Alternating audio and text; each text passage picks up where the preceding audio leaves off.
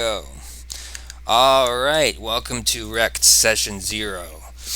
To start off with, I'm gonna start covering that a lot of things have mechanically changed since REKT Beyond the Edge, the last campaign we tried to finish, which for the reasons that I've mentioned elsewhere, I'm just gonna mention again here.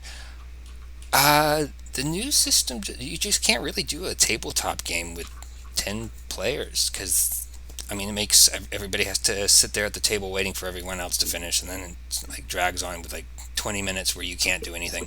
That's not fun for anybody involved.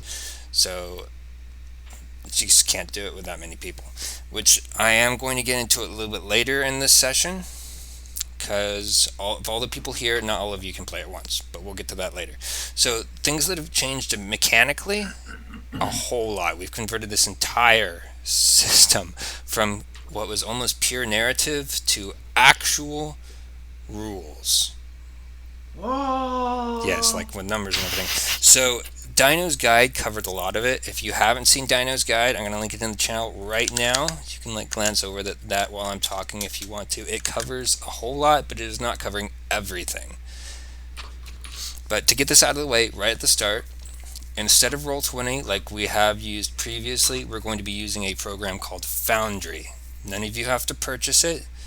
I just run it off my computer and everybody just clicks on a link and they get to play along. It works just like Foundry, except it's a lot faster, has a lot more power, and it's a lot graphically prettier. So I'm going to post those right here. There we go. These are a couple that I am particularly proud of. There's the gravity gun and the plasma bomb launcher,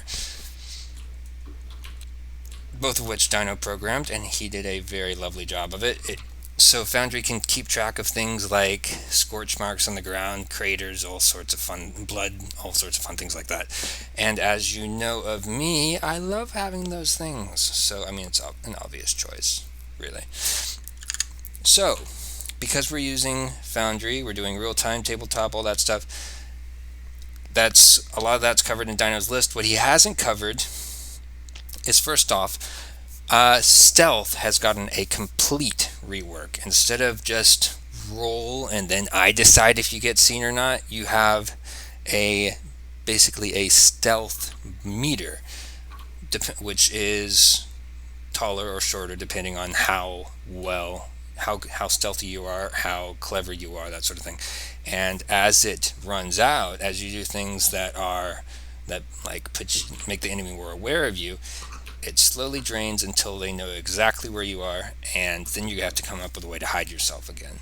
So it lets you be. It's a little bit less. It's a little bit less hide and hope nobody finds you, and a little bit more ninja because you can actually run into combat, slice somebody up, and then jump back into cover, and they won't even know you were there. So very ninja. It feels a lot more wrecked. Second, medical, mechanical, and hacking are all getting a complete rework, which is in progress and will not be ready prior to the first mission. There is some work done. I'm going to link that in chat right now. It's all work in progress, but this quick summary. Instead of being boring, where you have one stat that you roll and that's it, and it just determines whether or not you succeed, determines whether the person is completely patched up. It's going to be a lot more involved. It's going to be more tactical and engaging. Like medical, for instance, I have managed with much agony, and Dino can attest. He helped out. To get it into a system where people have body parts and blood loss and pain and all sorts of other fun things. Medical can help you take care of your uh, allies and keep. Sorry, say was again. it the purpose to make this faster playable?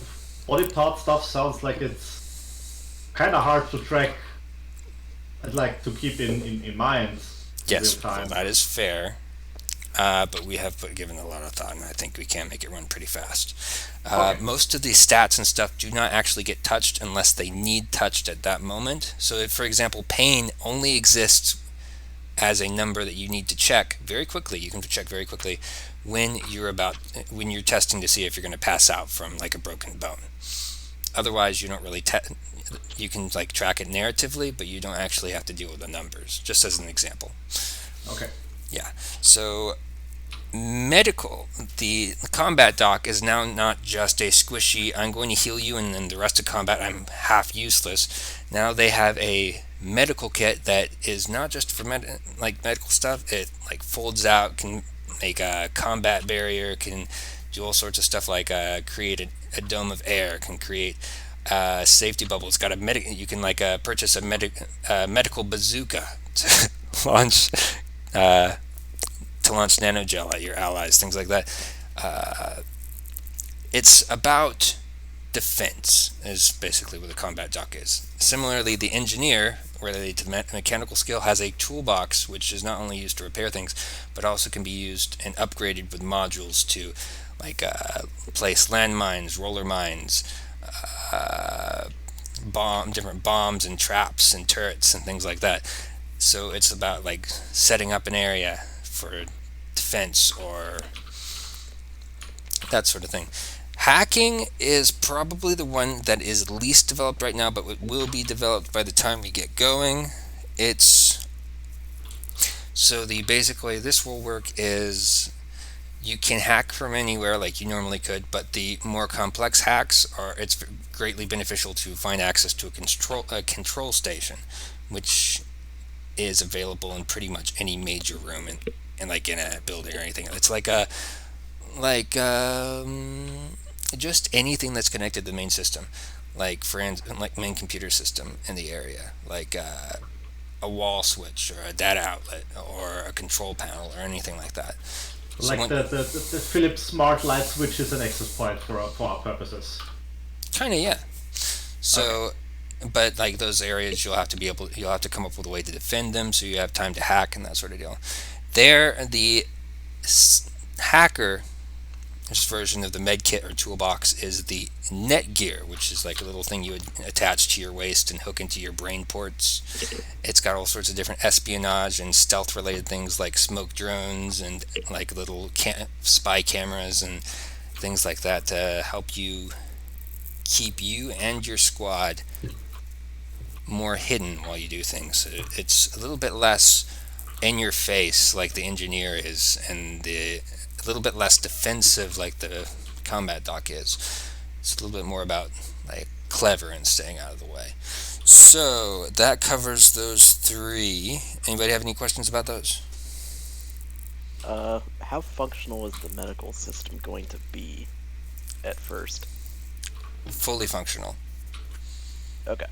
Yeah, I've got an entire system that we have actually. I have tested out. If we need to adjust it, we can. I'm not saying everything that is here is set in stone. That's kind of part of the whole point of doing a campaign before everything's finished. It's also part Um, testing. yes. Question about the med kit, med pack as well.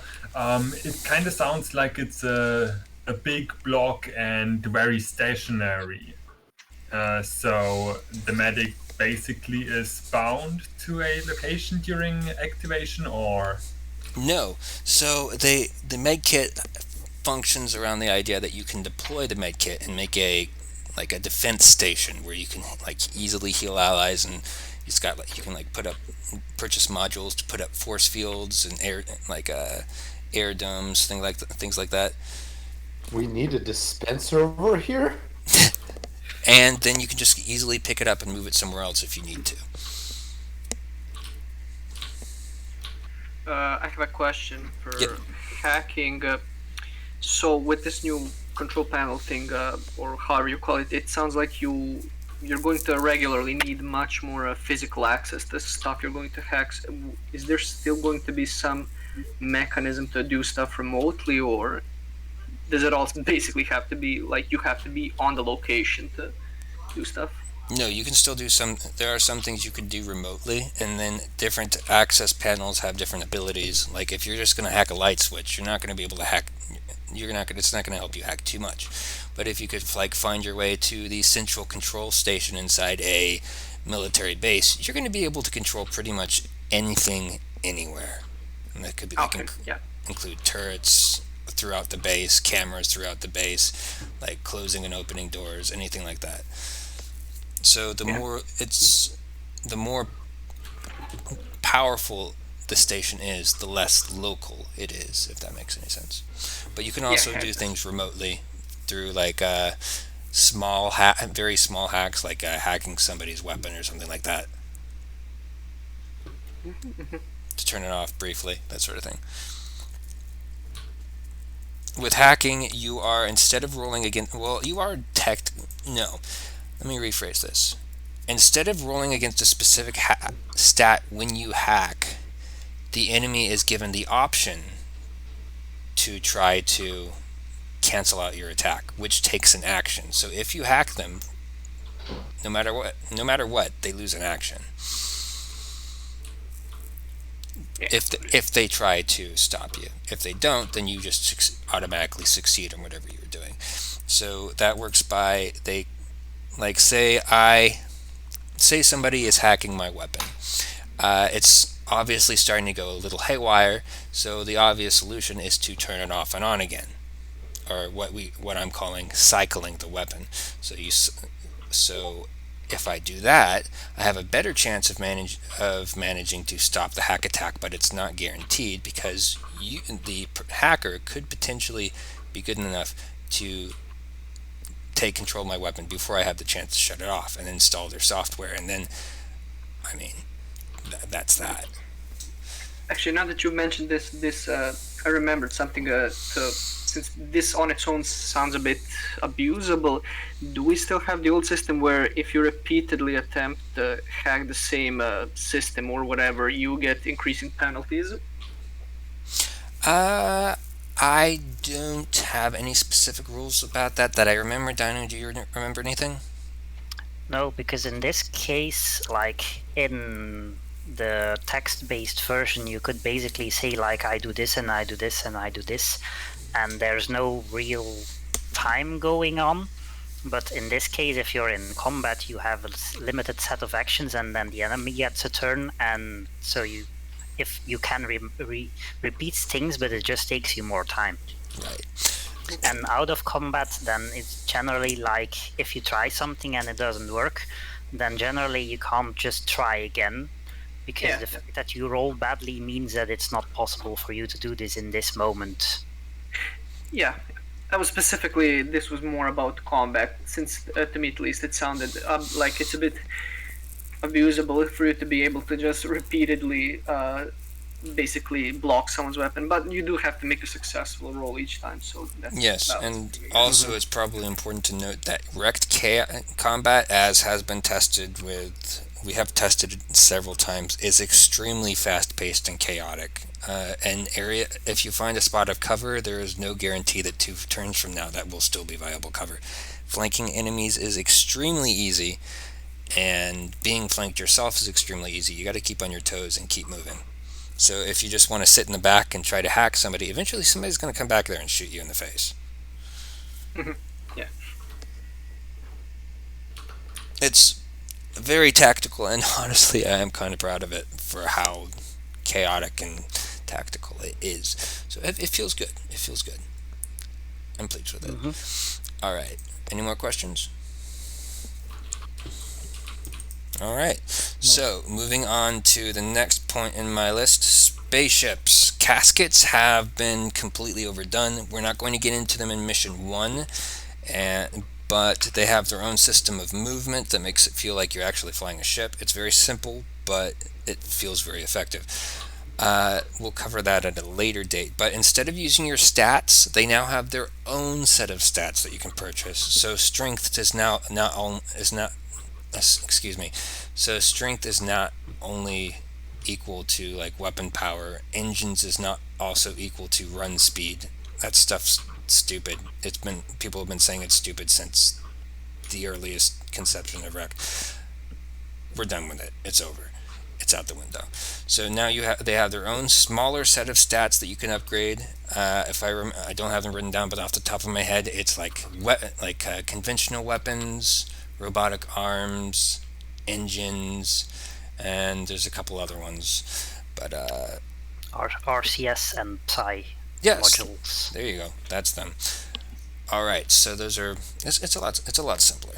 You don't need to worry quite as much about that. They do combine with your own stats in in some places. For instance, if you choose robotic arms, or if you choose the gun stat, if you choose to upgrade your ranged weapons, and you're not good at aiming guns in particular anyway, you're not going to be very good at using the ranged weapons on your ship. Of course, that can be mitigated by really upgrading the ranged weapons on your ship to the point that it evens out anyway. So you could still be a melee user and have some decent, I would say, decent ship guns. So instead of needing to worry about spending creds on that all the time, you can spend creds on it, but there's also a certification system that basically gives you a set amount of points to put into your ship at the end of every mission anyway, so there's no risk of falling behind just because you didn't want to spend any money on your ship.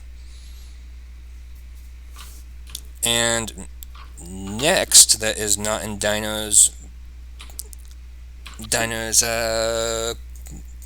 document, is okay. There's 3 different major systems that we're introducing that were kind of in old REKT, but weren't stated as systems as such. And these 3 are the Vengeance system, performance goals, and tension attacks. Attacks are pretty easy to explain. Basically, if you piss off different factions, they're more likely to come and try to kill you. Like send an assassination group or something like that. It's not something you need to worry about in the first mission. Well, we'll get to that later.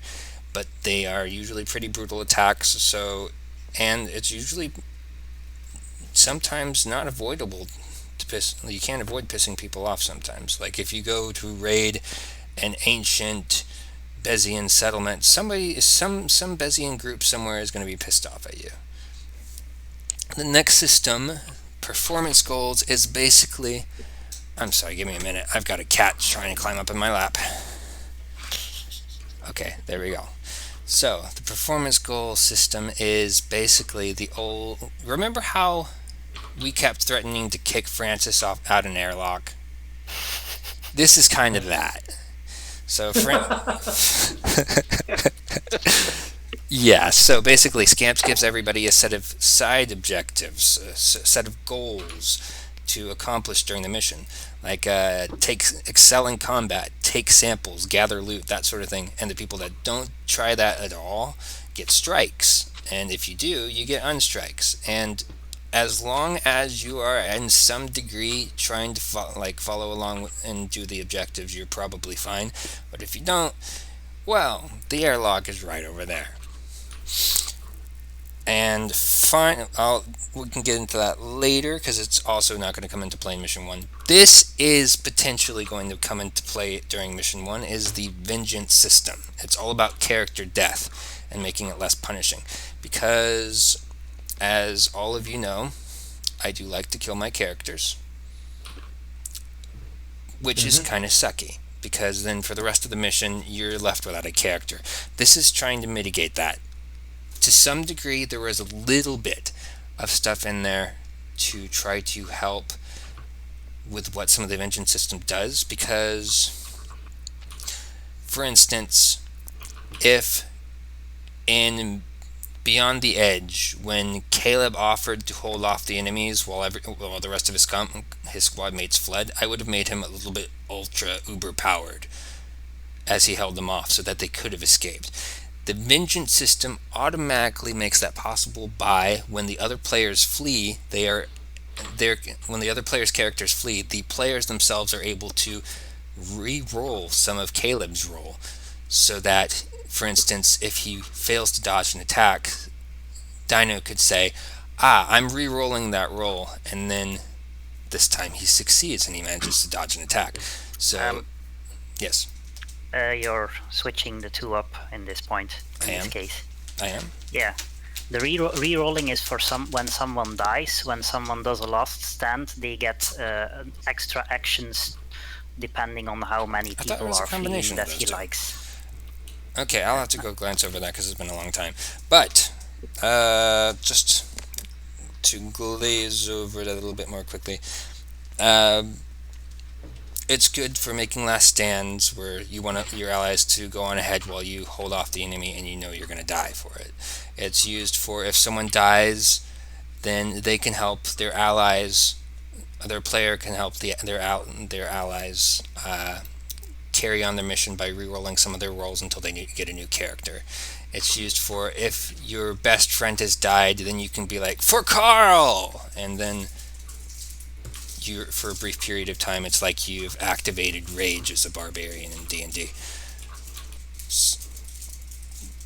So all of this depends entirely on how strong of bonds your inmate forms with your squad mates. So it's important to think about that while you make your character. You got to think about, how could my character become a friend to these other squad mates? Just something to keep in mind. And any questions about that? I don't know how to make friends in real life. How am I supposed to do it in game? Yeah, Well- this is unfair. I don't appreciate this. I feel pressured right here. I think you guys are all I'm- doing I'm- pretty well, because I consider I'm all of only- you my friends. Yeah, I'm only half joking, but I'm not joking. What are you talking about? Well, you don't have to fly a spaceship. Your character knows these things. It's fine. This is why we need combat drugs, Tal. Don't forget, your character is potentially more apt at social interaction than the player. I'm gonna be a doctor and I'm gonna get everybody addicted to the drugs they carry around. That's the method I'm gonna make friends. that's my plan. I just want to join my other instead. Everybody only likes me when I'm on Berserk. I can already see it happening like a dwarf fortress. I'm gonna Everyone add is Dig running Berserk. around completely strung up. Cornflakes has struck a fey mood. Cornflakes is always strong up though. Oh god. He's laughing. He's laughing, but it's true. First Okay. engineering project in REKT, a cup with the image of the same cup on it. Oh god. No. It's terrible. What are you talking about? Okay, go on, Paul. Okay, so that gets us with Dino's document about all the stuff that has changed, and if you haven't looked at it, it would be good to look at it at some point because there is an awful lot of stuff that has changed. But after we get, now that we're through all that, I'm going to move on to the next topic, lines and veils. So I'm going to actually read a part of the core book. This is like on inside the very, is going to be inside the very, like the inside the cover, very first page. It's a mature content warning. So, REKT 3152 is a depiction of a bleak future in which humanity has succeeded to an absolute degree in spreading across the galaxy, but in a moral sense has failed just as absolutely. Graphic depictions of many mature topics will likely come up on a regular basis, including racism, colonialism, and oppression. Including these or other topics in a campaign is not intended to glorify them. It is opening these topics for discussion with the intent of exploring them critically. When you have a game about death row inmates in a society where criminal activity is omnipresent, things are likely to be dark, and certain precautions need to be taken. Why is this warning important? Some of your players have dealt with these issues and others in real life. These players will want to know that you, as the story master, have read this warning and will be considerate to them as players even while putting their inmates through a living hell. At the end of the book, there is a list of techniques for how to adapt your story to your players so that, even while exploring darker themes, everyone can still have a good time. It is the responsibility of the story master to communicate with their players beforehand and ensure that everyone at the table can have a pleasant experience while exploring the galaxy's dark abyss. REKT may be a game about horrible people and horrible situations, but it's still just a game, and it's meant to be fun. It's not an excuse to be horrible. So, right now we're going to talk about one of those systems, the one that I'm going to be using. I've used it before. You are all, well, not all of you, but some of you are familiar with it. The lines and veils system. It's intended to make sure everybody at the table is still okay with playing. A veil means I'm okay if it happens, but let's keep it well moderated. Like if like for instance, I have a couple veils.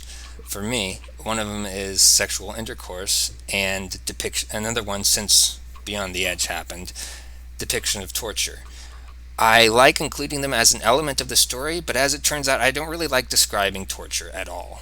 It makes me very uncomfortable. It's just not something I'm comfortable with. So if we ever get to a point where we would need to have somebody tortured, we'll just say, and the door closes, and then we just fade out.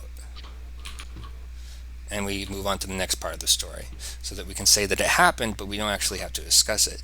A line, on the other hand, is something that you can't be crossed. A line is, if you include this in the story, I don't want to play. So those are lines and those are veils. So, and it's okay to have them. Sometimes you're just not comfortable with a particular type of story that explores different topics. So if anyone wants to give me any of those, you can write them in PM. I will take those down and we will tailor the story to make sure that we don't come across any of those. Any questions about that? No? Alright. Alrighty, so let's move on to what the campaign is going to be like. So I'm going to post a picture in the chat. Most of you, I think, have seen it before, if not all of you, but it is important because it is a map of the galaxy. So right above the galactic core is North Bend. That's where the campaign is going to start. But most of the campaign is going to take place in Verdant Triangle, which is just to the left of the core. To the right. Right of the core. I don't know what's wrong with my directions today. Thank you, Dino. Alright, so it's going to be set in the Verdant Triangle, mostly focused on exploration. There will be like exploration, discovery, solving ancient mysteries, that sort of thing. There will be different outposts and ships you might encounter throughout the sector. A few of the outposts will be more permanent. But relative to, for example, Arakreen from Beyond the Edge, that was the sector that the Nemesis or Emesis was in during that campaign, it's not quite as popping with life. It's kind of unexplored for a variety of reasons, most of them coming down to it's very dangerous or bad things happen to people that linger. So sometimes the campaign may be a bit tense. It'll deal mostly with the ancient forces of the galaxy, some of them newer, some of them even older than the Quantums. As the campaign goes on, you guys will like unravel the different mysteries of the Verdant Triangle and beyond, and probably come to realize that some things lurk in there that are much more insidious than humanity was ever led to believe.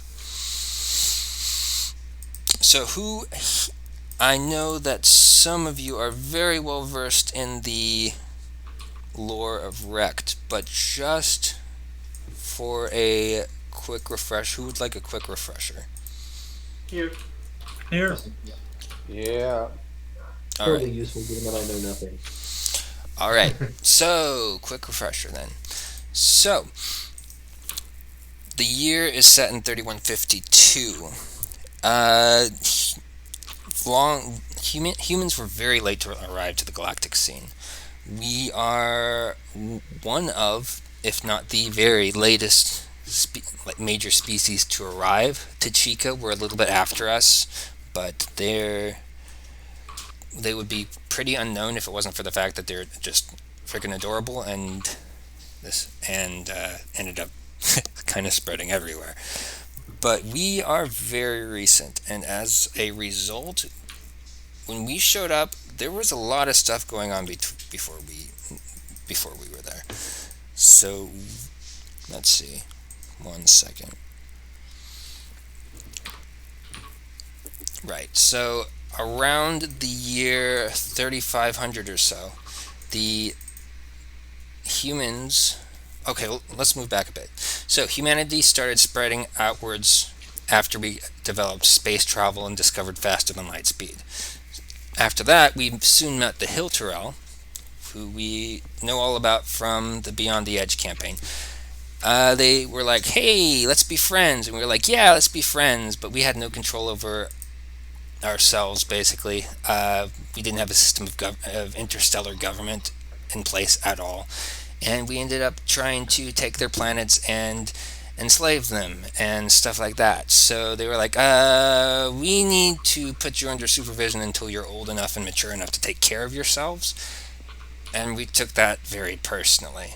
So we ended up almost genociding them and then carving a very bloody path through the galaxy to, quote, defend ourselves, which, I mean, was kind of understandable. They did attack Earth and end up, not by intent, but many billions of people died because of them, trying to basically become our overlords. So that pissed us off. We waged a crusade against the rest of the aliens in the galaxy, pushed them to the rim, carved a bloody path to the center, and set up a new headquarters there called New Earth.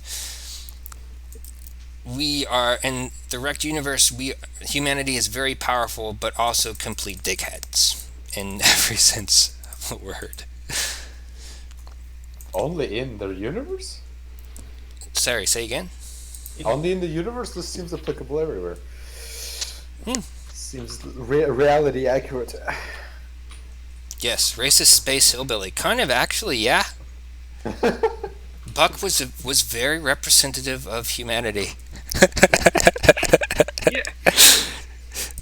Very, very. All right, so one section we didn't actually manage to completely obliterate was the Verdant Triangle.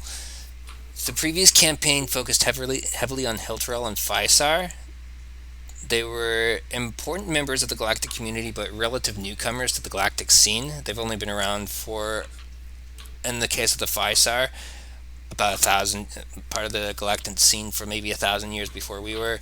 Hilterel have been around for a lot longer, but this campaign focuses on the Verdant Triangle, which is based around much older species, such as the Bezians, the Plodi, which we did meet a couple members of each, I think, and Beyond the Edge. We met a Pelodia, I remember, but don't think we did meet a Bezian. Not sure though.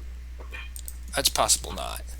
It's I possible think we not. might have shot some at the. Well, there was a Pelodi merchant of some kind, I remember that. Yeah, we did some Plody exploded. I'm sure you killed some of everybody at one point or another. But yeah, it's going to focus on the Verdant Triangle, which is named so because the strangely high abundance of garden worlds, 4 times that of like most other areas of the galaxy. It's also proved extremely resistant to settling, like making colonies. Attempts at colonizing the Verdant Triangle quickly sputter and die, almost without exception. Trying to make a home there or even linger often results in nasty things happening to ships, and nobody really knows why. The causes are never recorded or communicated. Ships simply disappear while they're in there. So that's going to be one of the things that we explore during the campaign. So the main species here are going to be the Sibnials, which is a group of hyper-intelligent slimes. They're pretty interesting. I know Dino in particular has taken a keen interest to them, yes? They're cute. Yes, they are cute. They are completely asexual. They have a very interesting system where they have this emperor that's like hyper intelligent and basically commands them from a distance, and like a sort of like a king brain, I guess. So you're saying they have a central weakness. Interesting. If you could find it, yes, but nobody ever has. Maybe you will, maybe you won't. And then it's up to you what you decide to do, I suppose, if that does come to pass. So they are actually not, well, they would like to be very friendly with everyone else, but nobody really likes them because they're kind of gross and a little bit, you know, that one person who in like your extended social group who's just like overly hyper and to the point of being a little bit creepy, like they've had a little bit too much coffee. That's kind of them. They don't really understand social stuff at all because their social system is so different from ours. They don't understand parents, they don't understand friendships in the way that we do, they don't understand any of that stuff. Then next, Friendship. say again. We're going to invade and teach them the meaning of friendship. I'm on board. Friendship is magic, as they say. Mission understood. Friendship is mandatory. Friendship is optimal. Fire the friendship beams. Fox. Okay, the next major species is going to be Bezians, which is probably by far the least creative species that I have come up with, because it is based off of a Grays. yeah. Pretty much, exactly. They're very smart, they're very technological, and they're very weak.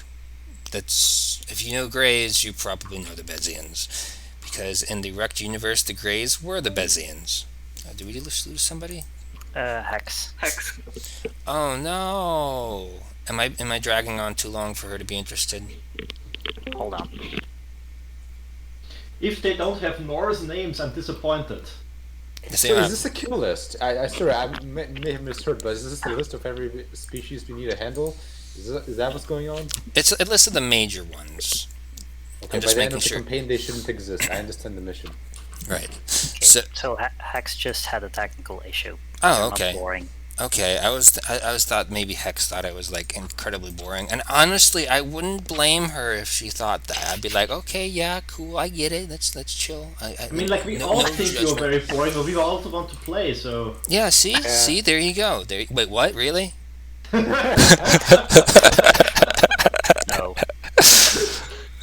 All right, the last one is going to be the Kyrax, which is you're not really going to be interacting with them specifically, but the entire area used to be the home turf of the Kyrax, spelled Qyrax, who by far the most ancient species in the galaxy. Well, one of them anyway. They were around for hundreds of thousands of years. Extremely advanced technology, in many ways more advanced than the Quantums ever came up with. But they all went extinct about somewhere around 2500 BC. The reasons for that in universe aren't entirely clear, but out of universe, I've already shared it around. Basically, they genetically engineered themselves into extinction. So their ruins will be scattered around quite a bit. You'll probably come across some of those. They were very advanced, especially in the field of AI. They managed to make robots that were actually friendly, and they interact and they got along with each other, lived together as equals, which in the rest of the Rekt universe is just not a thing that happens. For instance, humanity almost wiped itself out very early on with some advanced AI that it came up with. The Bezians almost managed to do that to themselves as well. In fact, if it hadn't been for the Bezians, humanity would be extinct, and possibly also a lot of the rest of the galaxy, if not everything. Because the Bezians have this shadow group, this shadow organization called the Umbral Conclave, which is this sort of pseudo-governmental group that has been carefully pulling the political strings of the galaxy from the shadows for millennia. And up until when we humans got involved, they kept the galaxy from falling into complete chaos. But then humans got involved, and nobody can prepare for humans. So a lot of people suspect that the Umbral Conclave have their base somewhere in the Verdant Triangle. There's no data on that, only rumors, but given the fact that I'm mentioning it, all of you can probably assume that you are going to come into contact with them at some point. So that's why I'm mentioning it here. All right, so any questions about any of that, or can we move on to characters? I'm fine for now. All right. Yeah, I think that's a good amount of info to be starting with. All right. All right. So characters.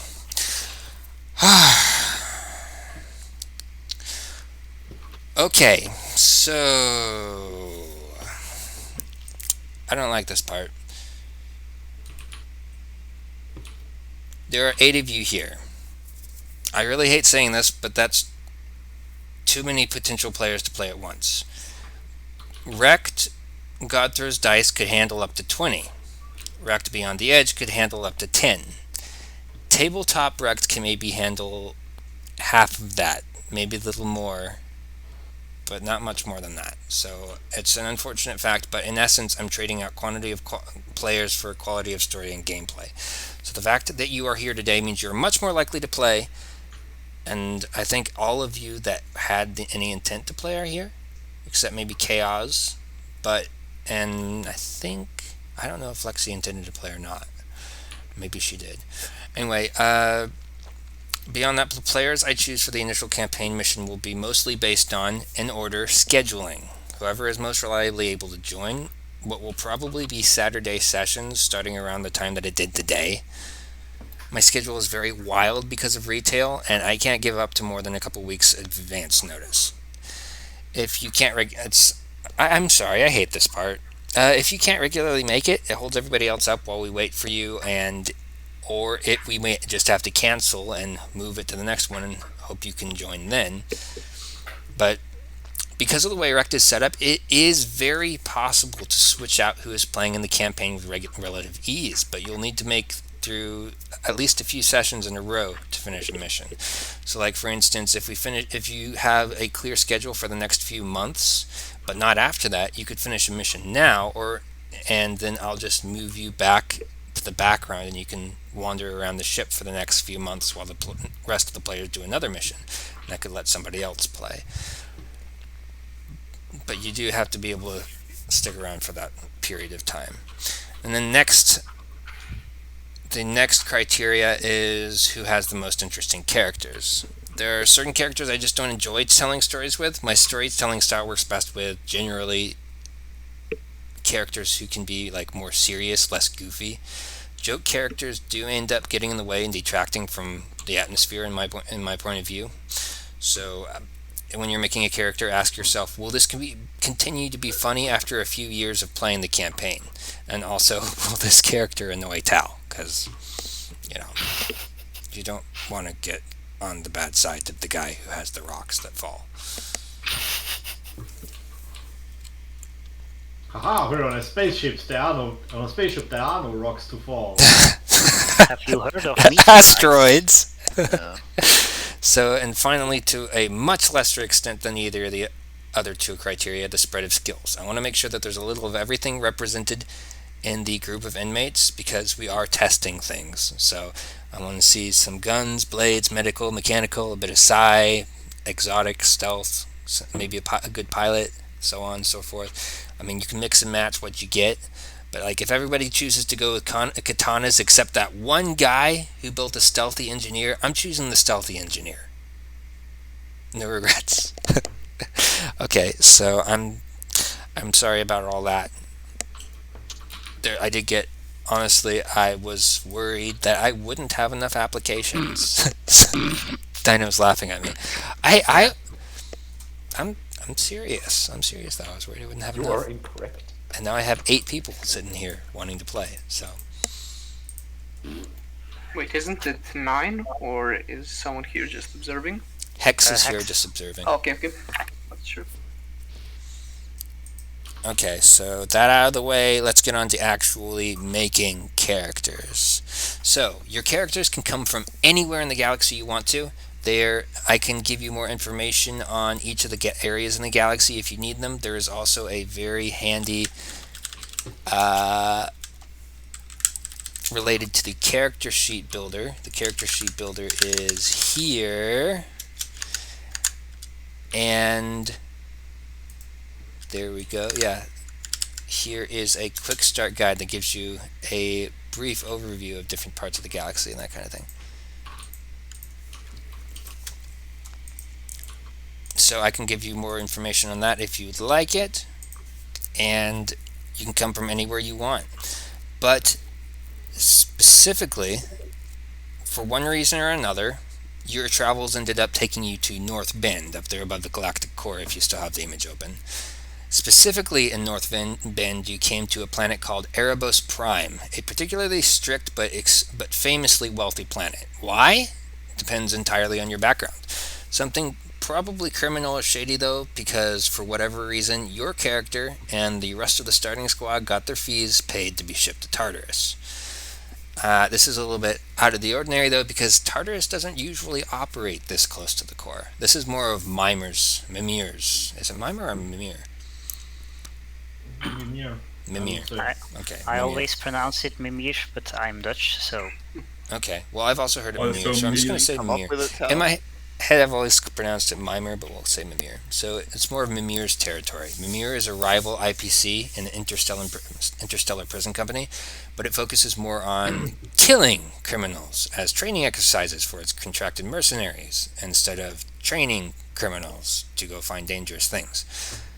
This would have been you. You would have been picked up by Mimir and probably executed in an arena by a very skilled mercenary.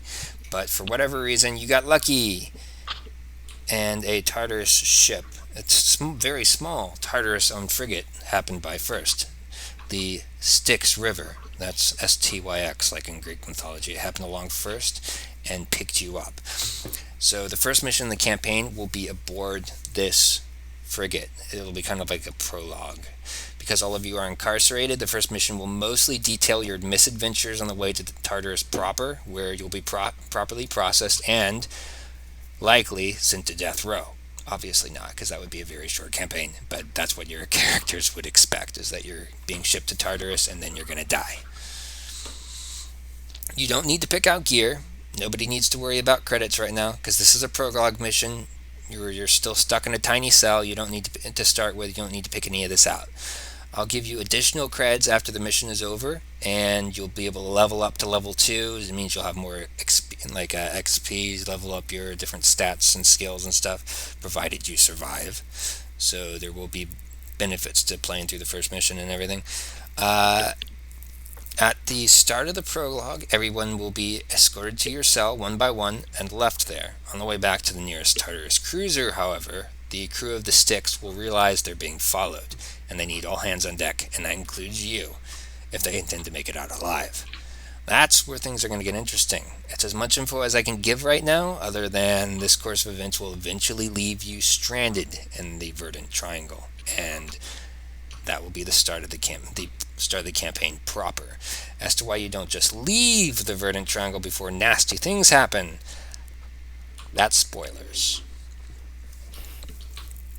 Any more questions? so we need to start out in North Bend. Yes, North Bend specifically. I'll type that. There we go. North Bend specifically, a famously wealthy planet called Erebos Prime. Okay, what can you tell us about North Bend that is relevant for us to make our characters? All right. So North Bend is kind of like the suburbs of the wealthy people from the core. It's where people go when they want to have a big yard, basically. Where big yard can mean area the size of a European country. Basically, get it all to yourself.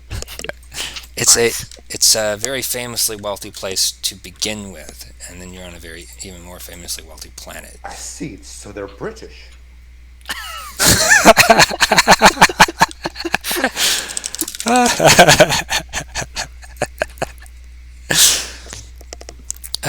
Sure. Sure. The Brits are still alive and well in the 32nd century. Most This of the really people. is a terrible universe. Yeah. Oh no, it's not so bad. It's not so bad. See, the Americans and Russians mostly got wiped out during World War III, so we don't have to worry about them anymore. See, it's a little The bit better than Yankees some. are in ruin. Okay. It's a good thing I'm not playing my previous character then. Yes. I mean, some people managed to flee before that happened. It's not like they're completely gone, but as No, I mean Saoirse because did. because she's Irish and we start in Britain. Oh, I see. That's true. I mean, like, there's a reason for her to be there. Bombing shit. If you want to lean into stereotypes. But yeah, So- Maybe she got wrecked for being a terrorist. You know. Exactly. yeah, yeah. But yeah, North Bend is. Oh, sorry. Starting this off very politically correct here. I don't think much of Rekt is politically correct, honestly. I mean, the major defining event of the galaxy was a genocidal crusade. So, God, I love Yeah, humanity. perfectly representative of Britain. It makes sense. Yeah. Though, mind you, if America had been the one that survived, it would still make sense. Explains the genetic difference. Anyway, go on. yeah. So North Bend planets, I mean, they can have cities that are kind of like our suburbs of today if people want to live there because they like the close proximity to other people.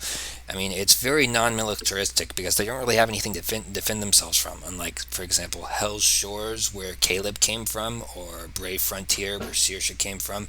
Those are like right at the edges of the galaxy, so they got to be worried about like aliens trying to take their land back, basically. But North Bend, that's the only thing it has to worry about is the Northern Exclusion Zone, or the trans whatever we call it, trans center. God, what was that thing? The I think it was a transcore Anomalous region. That was it. anomalous region. Yeah. I'm gonna bring that up every time I mention it now because of Narwhals. That's his fault. Transcore anomalous region. I think it's actually mostly my fault, but Okay, it's your fault too. Thanks, Dino. It's all your you're fault. welcome. Thanks, Obama.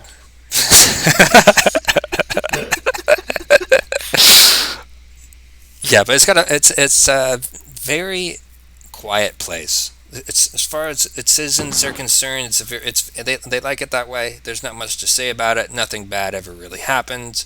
They just want to stay their peaceful, quiet stretch of stars with lots of room to like stretch out their legs.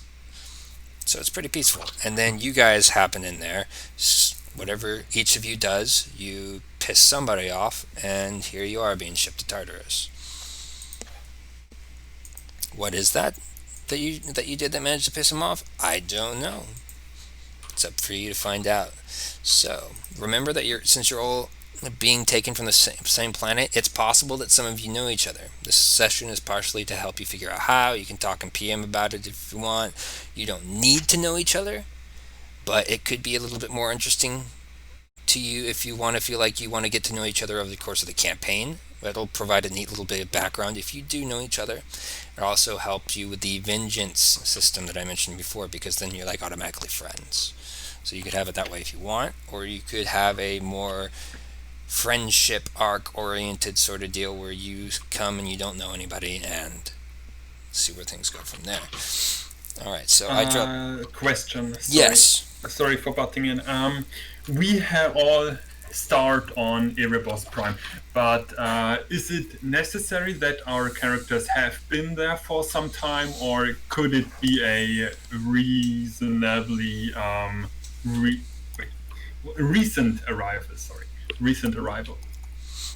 It could be a recent arrival. I mean, what you could, because of the way Rekt works, all somebody has to do is pay your fees, capture you and pay your fees, and you're shipped to Tartarus. That's all it takes. What you could have done is you took your little craft and you're a bad pilot and you accidentally smashed into somebody's house, and they're like, well, off to death row with you. That's all it really takes. Okay. Or you could have also have planned a massive heist on a giant mansion that was like a kilometer tall or something, and they caught you partway through as you were trying to escape with the goods, and it was like, well, can't have you around anymore, can we? You'll just come back. It's up to you. So I think I posted the link to the character creator. Yeah. You guys are going to have a couple weeks at least to get your characters all sorted out and everything, because I have a map for the start of mission 1, the prologue. Not that much beyond that. Everything is in Foundry is functional. Foundry is functional right now. Thanks almost entirely to Dino's hard work. Thank you, Dino. You're But welcome. beyond that, I need to finish making up the map, finish designing the first mission. Once the first mission is over, all of the Verdant Triangle will kind of open up to you guys. It will be a lot more sandbox of an experience than even Beyond the Edge was. And yeah, then you guys can just decide where you want to go from there. This is getting a little bit into spoiler territory, though, but you will have to start with a good amount of decision, like control over where you go next, compared to Beyond the Edge, where I had to come up with a way to justify you having the ability to choose first. And you guys were like, oh yeah, wow, you guys voted correctly. That was exactly what we decided to do without your input. Well done. Yeah, now you guys are going to have direct control over that sort of thing. I do not have the campaign hub mechanics in yet, but that's not going to matter to start with anyway, so we won't have to worry about that. And I think that covers everything I can think of. I think we're good. Anybody have any questions or anything you'd like to talk about? Like, do any of you guys... Oh, actually, no. Do any of you guys have character concepts you'd like to talk about? Trigger, I know you said you had one. I have one too. I have one in mind. I mean, really broadly. And it matches up really nicely with what you shared, right? Continent-sized backyards, rich people, right? Right. Well, what do rich people do for entertainment? Probably hire duelists to fight among themselves for hire, right? So I'm thinking my character would be basically a circus performer, but to the death with swords for hire. That sounds good. I like that. Yeah, his crime is literally just losing a fight. Losing a fight and not being executed, so... He lost a fight while being hired off to some extra rich family, and he just got sent off to be executed. Huh, that works. All right. Who else said they had one? I do. All right, Hap, you want to go? Also, pretty broad. My concept was like a former mercenary and fixer that was retired for some time. By that time, they end up in Tartarus. Like they're pushing like 58 by that time, and yeah, they're. That's as far as basically I went. That's good. That's good. Who else? He always complaining about his bones hurting. Well, basically, he's not that old, but yeah, he's not really in that good shape anymore. But he still has good shooting skills. Medical. Make him 30. It'll be more realistic. Medically in 3152 we are able to keep ourselves alive for a bit longer. I think the record that I wrote down somewhere, the longest for anyone has been alive was over a couple centuries actually. So if you wanted to be a bit older, you could be. Yes, 58 is probably quite functional. He's from some backwater shithole and only really came into money much later in life, so I'm not sure how. That works. That works. Makes sense. Okay, Dino, do you have one? Well, I'm just going up for the I'm just going up the list from the bottom. Yeah, playing style wise, I definitely go for something supporty with exotic weaponry, and the character concept I had, which I would have to fit in this starting point, was like daughter of very rich parents who basically got her whole life controlled by them, who eventually ran away from home, got in the army, and then accidentally got in REKT via some way. All right, that's good. So, okay, who's next? I don't have the list on blue. Fox right is up next from the bottom of the list for me. Yeah. Two concepts basically. The first one is Elena White, who I already specified at the end of Beyond the Edge. I liked her. To summarize her, she was kidnapped, went mad, and separated basically her mind and perception into a mask that only sees things in pyrovision, so to say. Oh no. Yeah, pretty much. Yeah. She's a little bit scary, yes. She's a little bit scary. She has a trigger, namely she starts degrading very rapidly when left in a closed room. She just can't deal with that very well. In terms of character mechanics, she would be exotic stealth. So a sneaky, stealthy, quick character, more or less specializing on hit and run. That would be very interesting for the start of our campaign, because you are all going to be initially in a small enclosed room that's about 15 by 10 feet in size. Yeah, that... Only one will make it out alive! We talked a little bit about Elena, so with some extended time until complete meltdown, that could be done. The second thing would be Miria. She is a princess. Her grandparents, very rich trading magnates, decided to, hey, let's build a kingdom. Let's go full medieval, pull this thing out and start ruling peasants for shits and giggles. And, well, as a princess, one among many, with brothers and sisters, she kind of hated that lifestyle.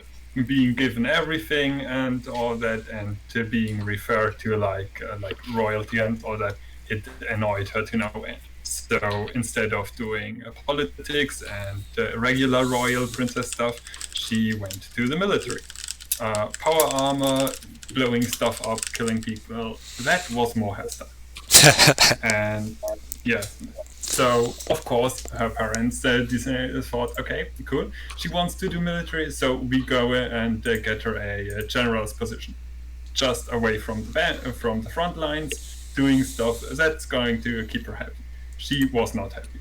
She preferred to spearhead actions, and yeah, she was kind of rebellious. In the end, due to different circumstances, she went and planned a little bit. Got into a private conference with her parents, murdered them, and declared with the death of the royal pair that the kingdom was going to die. And with that, she kicked off a full-on insurrection, revolution, and invasion from other kingdoms. Man, that's kind of wild. Yeah. So how did she end up in North Bend? In the end, fighting around with pretty much everyone. It was a giant free-for-all for grabs of everything. She got off planet, managed to get through to Erebos Prime, and with her own funds that weren't frozen in the madness, she kind of said, okay, let's call down Tartarus on myself, because I want to kill some more things. Ah, I see. She's insane. Yes. Well, no, she's kind of bloodthirsty. Fox's characters are always insane a little bit. The first two weren't. No, I would disagree. I think that Frank was a little bit insane the way he threw himself at the Dralhenda in Mission 1 of BTE. That was a little bit out there, but to each their own. He wasn't insane from the start. No, okay, fair. But with Miria, it's mostly she got absolutely fed up with that royal doodads, and decided pretty much, okay, everything's better than this. And well, things turned out like that. Cuisinart, you got one? Which one are you going with? Out of Yes. I'm asking. Do you have one? And it's like, who am I asking? Of course you have one. Allow me to set aside the You have next more 2 plans. hours. So, the one I'm thinking of going with is a medical-focused character. Basically, he's a doctor from New Earth, but he wasn't a good enough doctor to get a good job at one of the big hospitals. So what he ended up doing was becoming an underground surgeon for the criminal gangs on New Earth. And eventually he became a bit too well known for this, so his medical school decided to shut him up to... Yeah, pretty much, Dino. His medical school decided to shut him up to help preserve their reputation, and he got chased off planet by mercenaries, and they eventually caught up with him and sent him to REKT. I like that. Yep, that works. That works, and I'm sure the document is actually a lot longer than the summary you just gave. Cornflakes, what about you? Do you have anything? I also have a character who conveniently already fits into that. We have to be in the North Bend area. Mm-hmm. He was from that area in general. Like, I wrote some mid-rim planet, but it was like, yeah, that area is fine. He's a trained doctor, and he specialized in like cybernetics. And he was very capable in this field. So one day he was called to advise on some dig site. Someone found some alien bullshit that thought it was maybe some medical augmentation technology, and yeah, he was there to advise, and some piece of shit vanished. Nobody knew what happened, so like the dig site like wrapped more or less up. He was sent home to continue with his job, and after a while he started to get somewhat erratic.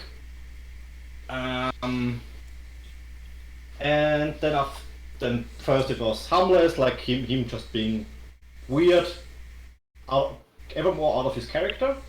And then he was found that he did some bullshit with patients that wasn't approved. And then at some point, security got involved in that. And essentially the lab exploded in self-made death devices. And he ran off and vanished while taking like half a dozen of security with him. Then he gets lost a while of the official records. He just gets around, does more of his shit off in secret, and also like a couple of planets over when nobody heard the story that he blew up the lab, but where his credentials were still valid. Forgot the name of the planet where we are supposed to start on. He managed to get up like some more customers and like followed his official profession. But like another fame mood struck him. Oh dear. And the patient That's how the kinda- story always goes, isn't it? Yeah. And a fame mood struck, and yeah, the patient didn't come out as nearly the patient that came in. And that's when he didn't have an out again and was caught and shipped off to Tartarus. He also mumbles sometimes about the bees. Do not ask about the bees. Bee rights are important. I agree. Yeah. And I also have a thing I'm going to talk about with Tal maybe a bit in a different channel, because I'm not sure if I want to know ever have a player to know, but I want Tal to know that he can veto it if it has to be. Oh yeah. That's totally fine. Yeah, of course. Feel free to PM me anytime. That goes for not just you, but everybody here. I don't mind. Of course, be aware that you may have to bug me, because I have this habit, because I never listened to Dino, and I still don't listen to Dino, and I don't listen to Michelle, And I don't really listen to anybody. But I keep my laptop next to me while I sleep, and if it pings, I will go and look to see where it pinged, and then I will read it. But I am also asleep, so I don't remember any of it. And then when I tab back to regular rect, it doesn't show me that anyone said anything in the morning. A healthy lifestyle. Yes. Hell, what the fuck kind of habit is that? Okay, I have your phone number. I will call you at your 3 a.m. Cuisinart sent me a a picture on January 16th that I only found out about today because he sent it just past midnight and I was asleep. I mean, Yeah. you being asleep at around midnight is an unusual thing. It is, but I work a job now, and usually my job has me get up at least at 6:30 in the morning, and sometimes as early as 4:30. So Great. Yeah, but there is a way around this. So the trick is you send Tal a PM, and then you say in Rect General that you sent him a PM. Genius. I see. that Okay. works. Yeah, Well, just say Rec General sent you a PM tell. That works. I am sorry about this habit of mine. If it becomes Yeah, enough of I a problem, understand you. if it becomes enough of a problem, I will try to come up with a way to not look at my laptop while I'm like, asleep. my version is even less excusable than yours. At least you are asleep. I'm mostly like, I don't want to answer this right now. I don't want to have to deal with people, and then I forget about, and then I move it out like 2 weeks, and then I forget about it. I And would then be it's lying too if I late didn't to say not I'd done be that too. awkward to answer. Exactly. Yes! Exactly. Yes, you understand. Hell, That happens why so do you often. sleep next to your laptop? Why do you not? Why is this something so dear to your heart if you don't listen to Dino or Michelle? Why do I do it? Yeah. Because I can't sleep without rain sounds. I don't understand why. I just can't. I just don't fall asleep. So I have to Do have you not something have a making. phone? Well, I do, but it's not got a very good speaker on it. It just You comes don't have. across as kind of Oh, staticky. you don't. Okay. My 'Cause I phone is listen to rain cheap. sounds, It was like less than $100. It doesn't even have tap to pay.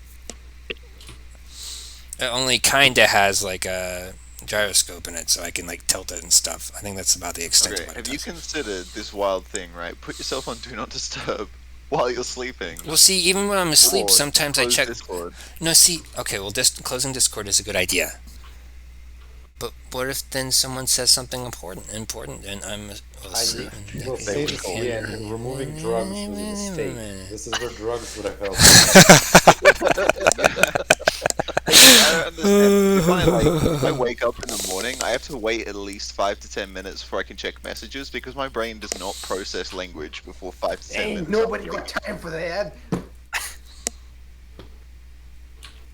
All right, so Bro Hawk, I believe you are up next. If you got a character idea, Yeah, well, I mean, as you were chatting through stuff, I was, trying to pull a couple of threads. I'm like, yeah, piloting, with all these alien races around, there'd be, wild conspiracy theories, and then I realized I was basically just creating Murdoch from the A Team and Lentil. But I also ran through the Quick Start guide, which is super helpful and interesting and good, and so. I'll work on some actual details like a name in future, but one of the starting points there is grew up in the outer mid, the modern Wild West. Your father was a lawman, mother murdered in retaliation for his brand of justice, and so from that starting point, it runs into a couple of family tragedies and a descent into crime and rebellion against a lawman father, which has culminated in some standard gang activity leading up to a heist in Erebus Prime, and that's the capture point. But it was very much the wheelman and pilot for the gang, and so ready to make some new friends and drive them places. yeah, that sounds really good, actually. Yeah, I like that. All right. Yeah, I'm glad you like the backstory quick start guide. I gonna be honest. I think I mostly put that together because I thought it was fun to put together. So I'm glad you got some use out of it.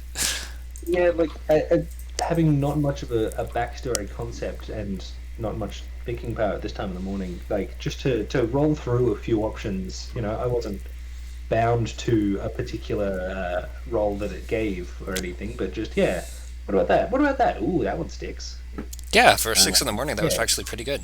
That makes me happy because yeah. I got that. I've got a less interactive, obviously, version of that in the core book. This is kind of ripped from the core book, so very happy that that was useful. Okay, Black Snow. What about you? You got anything? Well, I never got to play Lilia No, you from didn't. Beyond the Edge, You so could you it's could use it. probably what I'd like to do. So it's kind of the ninja archetype, stealthy, hopefully bow, if that still works in this. Does it? And I guess we could give you a crossbow and call it a bow if you wanted. sure. Um, We and both melee, your like wishes. stealthy, agility. Um, I seem to have lost the. I think I like left the group where we'd done the role play, so I don't have like the original backstory, but I think it was I could interesting. probably find it because I never close any channels Yeah, servers ever. Also, that never got used ever. So, yeah. just also that.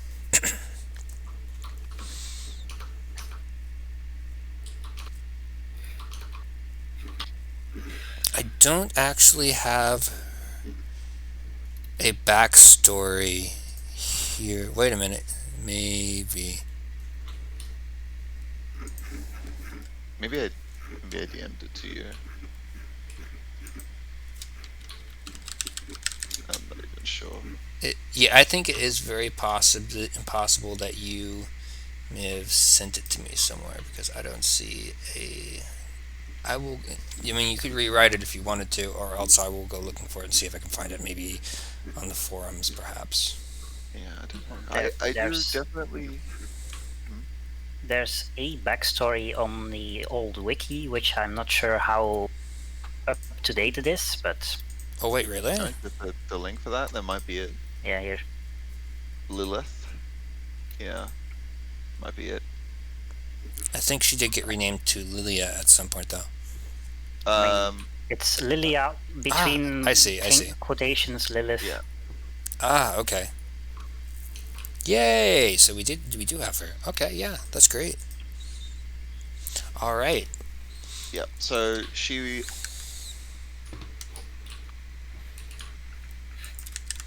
generally wears a dark hooded cloak, fashionable but practical clothing, almost always dark. Um, she was forced when she was young to fend for herself. She had to rely on the goodwill and of others and her own wits to build, steal, and trade for essentials and equipment. The simple weapons of early humanity, because there wasn't like much available in the place she grew up, became like her staple. So she used a lot of swords and bows growing up, learned how to hunt with a bow, and therefore kept it into her adulthood. It's one of the major skills. Um, although her childhood left her like stronger, more dexterous, and skilled than most people, she obviously is a bit traumatized from it, but she hides it well. I mean, anybody would be. Yeah, as she grew up, she secured travel off planet, and she made a name for herself as a mercenary. Just like fixing problems wherever they occurred, and she'd pretty much take on anything. She built up a lot of contacts with the criminal underground. Eventually, throughout her career, she ended up getting wrecked, though the maybe not totally above board reasoning for that is just like grand larceny, and it's not expanded on. Have to message Tal about it, but yeah, she's in wrecked. And that's what matters. That's what matters. Yep, that works. All right. Okay, so that's everybody. It's shared their Tell- character. Yeah. Tell, I just want you to know, if you ask me and if you need it, I am completely willing to play just like a normal, conventional infantryman? Because apparently we don't have a single one of those. I think Hapchazard wants to play conventional. Just Yeah, like a normal, Miria is also somebody conventional. please just take the assault rifle, I beg. It's just gonna be a short show. Wizards and swords, not a single rifle to be found anywhere. No, there's going to be rifles. Christ. Picking players for dodgeball. And it's like, you pick all the good players first, and the last player left is your assault rifle. It's like there's the last two are like an assault rifle and just like a stick. Someone's like, "No, I'll take the stick, thanks." Take the stick, thanks. I mean, we didn't put all that work into making Melee fun for nobody to take it, so I'm glad people are taking it, because there's a lot of new stuff in there if you haven't seen it, so it should be good. But yeah, no, as mentioned, there are a couple people who are planning to play conventional, so it should all work itself out. Yeah. If I anything, plan on I running think conventional next to engineering and math. So like, the thing I have in my hand to murder people is a gun, but the rest isn't. yes. All right, so that's everybody with a character idea, and I think that's actually all we have. So would that be the end of session 0 then? All right. Well, I guess my last question would be: Yes. would anyone want to have been part of the crew that I was delivering to Erebus Prime? Does that make sense as a point of, previous knowledge? Part of the crew. What? Yeah, What crew were you delivering? for a good old fashioned suburban heist that went wrong. Oh, well, yes, that fits with getting wrecked for grand larceny. Yeah. I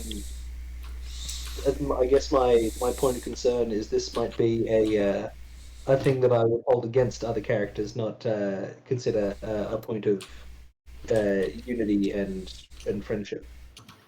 Well, yeah, still. Yep. Sure, why not? Oh, that's just really amusing to me.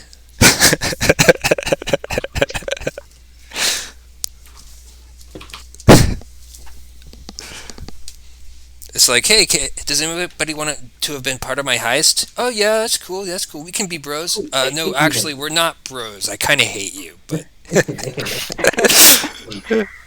bros is a very strong word. I prefer something lighter. Mortal enemies. What are you?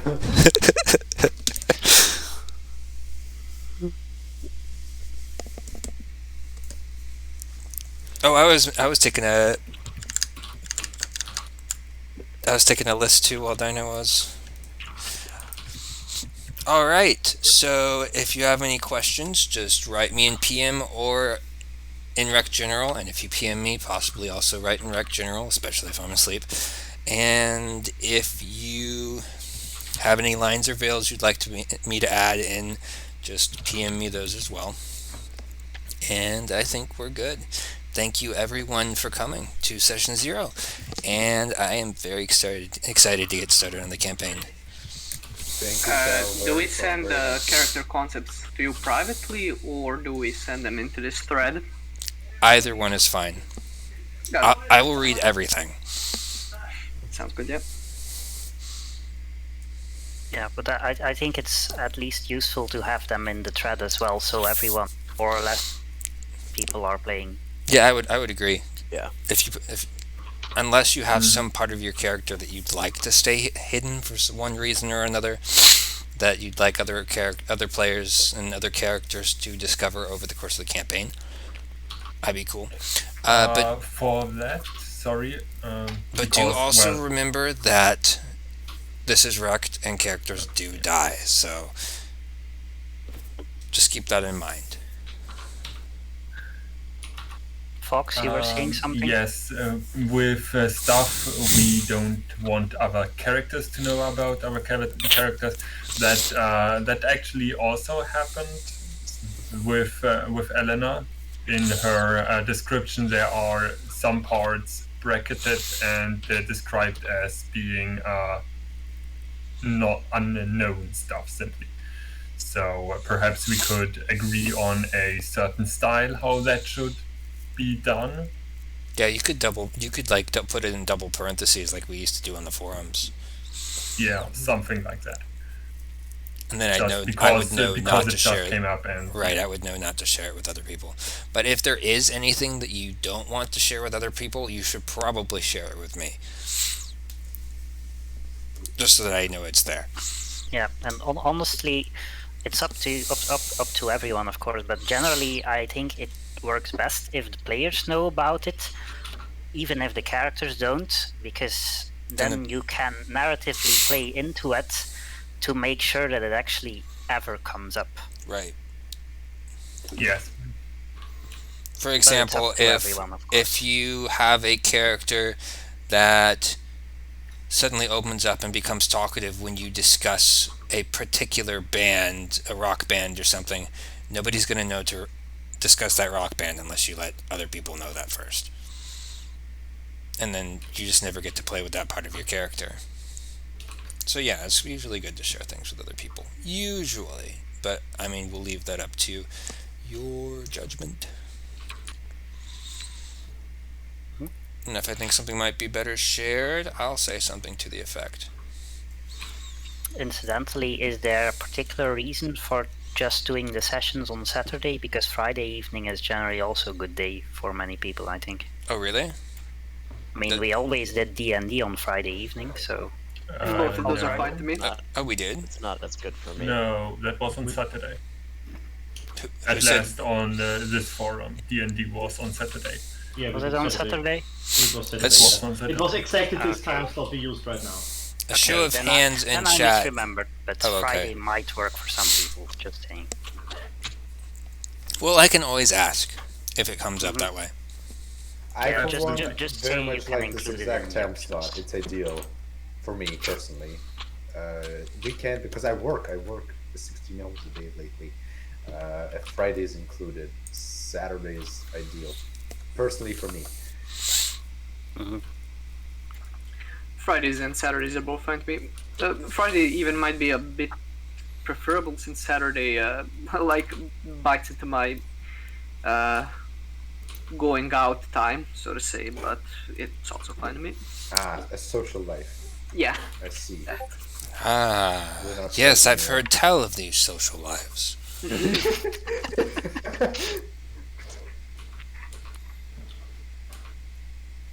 I'm generally fine with Saturdays. Like this time slot right now is. I have had it in my back of my head for like 2 years now that it's D&D evening, even if we don't play D&D anymore. So The problem, therefore, will come if Narwhals and Silver become able to play D&D again. yes. And then we just have to all meet in person and arm wrestle over who gets the Saturday Yeah, but slot. this is better.